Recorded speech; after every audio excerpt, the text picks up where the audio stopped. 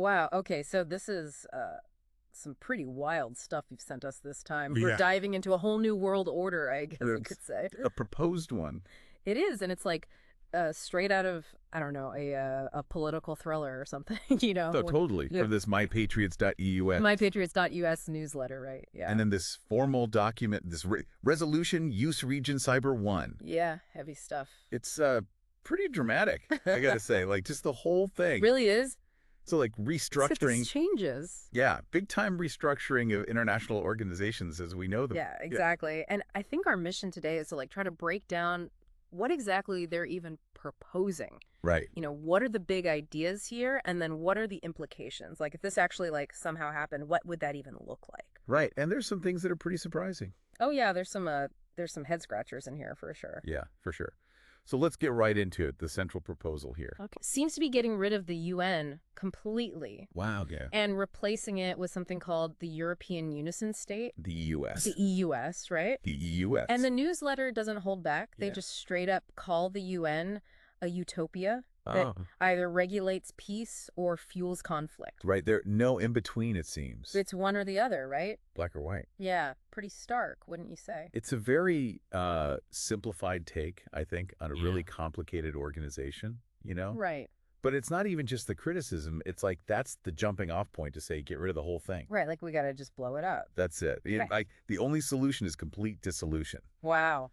So that's the interesting thing for me. Like, what is the thinking that even gets you to that point? Right. You know, is it just a fundamental distrust of any kind of multilateralism? Well, and that's a good segue because then they propose the EUS, right? Yes. As this new, like, visionary entity, to use their words. I think this is going to solve everything. This can be so much better.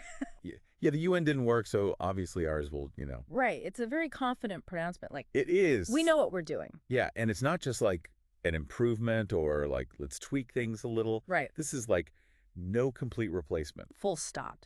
The UN was a failed experiment. Done.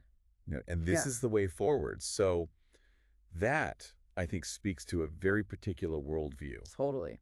That sees some inherent flaw with the UN from the very beginning. Yeah, with the whole structure. With the whole structure, with the principles on which it was founded. Okay, so then it gets even more interesting. More interesting or more, I don't know. Well, we'll see. Okay. They're not just going to get rid of the UN. Right. They want the headquarters. They want that prime real estate. In New York City. Yeah. They want to transfer it to Patriots. EUS. For $1. For $1 per occupant. $1. And their stated aim is to rethink global governance. $1. You know, that's quite the deal for a Manhattan property. Right. That's steal. That is a steal. So what do you make of that? I mean, it's symbolic. Totally. It's almost theatrical. And obviously there are like a million legal hurdles to even making something like that happen. But the fact that they even put it out there tells you something about what they're trying to do here. Right. It's not enough to just disagree with the UN. They want to literally take their place. Right. Which is a very powerful statement about shifting power and authority, at least in their minds. And I think it raises questions about how serious are they? Right. How far are they willing to go? Yeah, like how big is their vision exactly? Yeah. And are they actually going to try to put this into practice? All right. So moving on then. Okay. UNESCO in Paris. Yes. This is another target for them. Another one bites the dust. The newsletter calls out the UNESCO Paris Group. Right. As an entity that consolidates planetary resources at the expense of ecosystems and biodiversity. That's quite an accusation. Pretty strong words, right? It's not just like, oh, they're not doing a good job or they're inefficient. Right. They're saying UNESCO's actually causing harm. Yeah. Which, again, is part of their justification for this radical action they're proposing. Right. So what do they want to do about it? Well, they want to replace UNESCO headquarters. Okay. With the headquarters, something called the France 27 Federative Project. France 27? Yeah, France 27. And they emphasize concrete value-added actions. Right. So the implication there is that UNESCO is all talk, no action. Right. You know, abstract ideas versus this very practical France 27 project. Right. It's a clear distinction they're trying to draw. Exactly. And this substitution, I think, really highlights what they value. Okay. Which seems to be tangible outcomes. Right, like things you can measure. Yeah, measurable results. And also the fact that it's a federative project. Right. Hints at a preference for a more regional approach. Okay. So instead of this broad global mandate of UNESCO. More focused. More focused, more integrated. So this all begs the question, how do they actually plan to make any of this happen? Right, like you can't just snap your fingers and dissolve the UN. Right. So there has to be a plan. And that's where this resolution U.S. REGENCYBER 1 comes in. Okay. This seems to be the document where they lay out how they think they can actually do this. The nuts and bolts. Yeah, the nuts and bolts. And a key term in all this is the Carnet de Garantie ad valorem. Which translates to the ad valorem guarantee ledger. Ad valorem guarantee ledger. Yeah, now ad valorem basically means according to value. Okay. So this ledger is all about guaranteeing a certain amount of money. Right. Based on the value of what they're trying to do.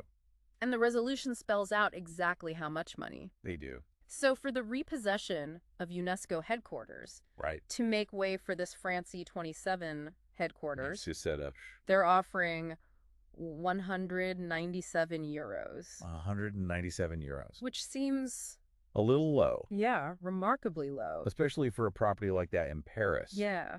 But the resolution does explain how they came up with that number. Okay, how'd they do it?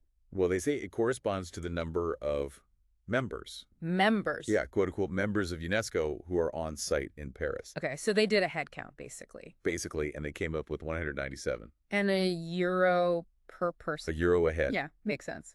Well, kind of, except they don't really define who these members are. Right. Are they staff? Are they delegates? Like, what's the criteria? So it's a little vague. A little vague. Okay, and then for the UN headquarters in New York. Right, Trime Real Estate. They're offering $193 US. For a whole thing? Well, for the EUS General Secretariat. Oh, so just a portion. Yeah. Still seems pretty low. Right. And again, they're using that same calculation. Head count. $1 per member on site. And this time they counted 193. Okay, so they're being consistent, at least. Consistent, but still not very transparent. Right. We don't really know who they're counting. Yeah, and the amounts themselves seem more symbolic than anything else. Right, like a gesture. Yeah, like, we're being serious, here's some money. But not enough to be taken seriously. Maybe that's the point. Maybe the guarantee isn't the money itself, the fact that they're putting it in writing. Interesting. Okay, so this money, the 197 euros and the $193. Yeah, what about it? It's described as a consignation ad valorem. A deposit based on value. Right, and it's supposed to be used by the rightful parties without further claims. So basically they're saying, here's a little something to cover any losses or inconvenience. Right, like a symbolic gesture of responsibility. Yeah, but it's still not clear if that would hold up legally. Right. Would the UN or UNESCO even accept that? Yeah, good question. Okay, so let's zoom back out a little. Okay. To the bigger picture. Yeah. The whole vision that PATRIOTS.EUS is laying out. Right. The grand plan. They call their main mission le remembrement de PATRIOTS.EUS. The reorganization of PATRIOTS.EUS. Yeah, and the goal is to create a new paradigm. So it seems like they see this internal restructuring as the first step towards achieving their global ambitions. Right, like they got to get their own house in order. Exactly, and then they can go out and change the world. Okay, so what does this new world look like to them? Well, they talk about creating this leading agile Euro-Atlantic Confederation. Agile Euro-Atlantic Confederation. Yeah, and they think this new entity will be better equipped to handle things like national involutions. National involutions. Yeah, and dissimilar nations. What do you think they mean by national involutions? I think it could refer to internal conflicts within countries. Okay. Like political instability, or maybe even like a breakdown of national unity.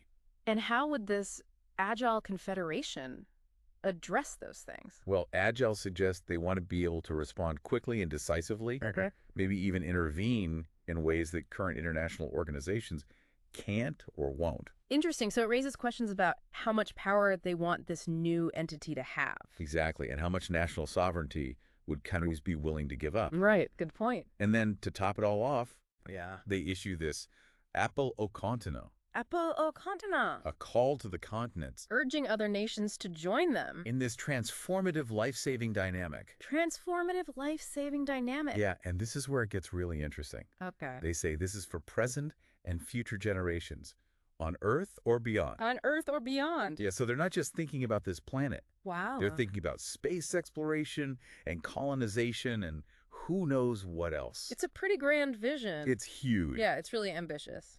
And it makes you wonder, like, what are the practical steps involved in actually doing any of this? Right. And how do they plan to convince other countries to go along with it? Especially when it comes to giving up power and resources. Right. Good point. Yeah.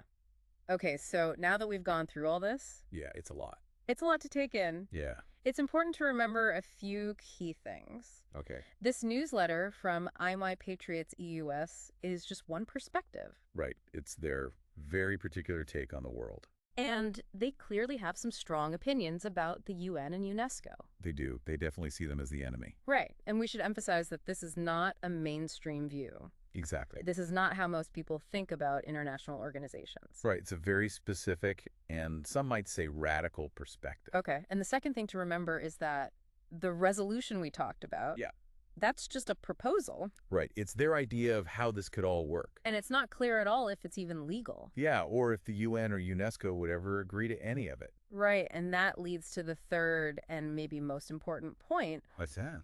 These documents don't say anything about how the UN or UNESCO might respond. Right. They just assume they'll go along with it. Like it's a done deal. Right. But in reality, there would be huge pushback. Totally. Legal challenges, political maneuvering, all kinds of obstacles. Yeah, it's not as simple as just writing a resolution. Not at all. So to sum it all up, what we've explored today is a plan to dismantle the UN. Right. Get rid of it completely. Target UNESCO in Paris. Shut down. And establish this new European unison state. The EUS as the new global power. And they even have specific financial mechanisms. Yeah, outlined in that resolution. For how they would acquire these properties and transfer authority. Right. They've thought about the money. Yeah. At least in theory. So it's a pretty radical vision of a completely different world order. It is. It's bold. It's ambitious. And some might say it's completely unrealistic. But that's for you to decide. Exactly. So here's a final thought for you to consider. Okay. Given all these incredibly ambitious proposals, what do you think would be the biggest hurdles? The biggest hurdles? Yeah, the practical and political obstacles that they would face. Oh, man, where do I even begin? Right, because it's one thing to write it all down in a newsletter and a resolution. Right. But it's a whole other thing to actually make it happen. Totally. I mean, just think about the resistance they would encounter. Yeah. From governments, from international organizations, from people all over the world. Yeah, the backlash would be huge. I can't even imagine. So it's a fascinating thought experiment. It is. What if this group actually tried to pull this off? What would the world look like? That's something to think about. Definitely food for thought. Thanks for joining us for this deep dive into this... this wild ride? This wild ride, yeah. And be sure to check out our next episode where we'll be... exploring something else completely different. Totally different. See you then. See you later.